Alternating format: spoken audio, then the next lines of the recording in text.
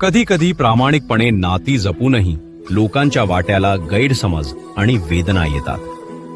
पण लक्षात ठेवा, तुमचा चांगुलपणा ही तुमची कमजोरी नसून ती तुमची सर्वात मोठी ताकद आहे.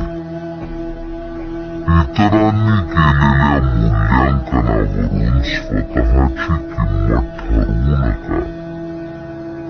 ज्यांचे मन साफ असते त्यांना सुरुवातीला त्रास जरूर होतो, पण शेवटी सत्याचा आणि प्रेमाचाच विजय होतो. वेदना ही आपल्याला खचवण्यासाठी नाही तर अधिक कणखर बनवण्यासाठी येते. लोकांसाठी जगताना स्वतःची ओळख गमावू नका.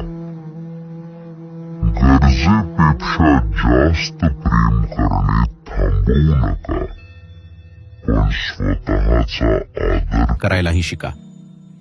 आज अनुभवलेले दुःखाचे क्षण उद्या तुमच्या यशाची आणि अनुभवाची सर्वात मोठी ढाल बनतील. पुन्हा नव्या आत्मविश्वासाने आणि हसतमुखाने पुढे चला.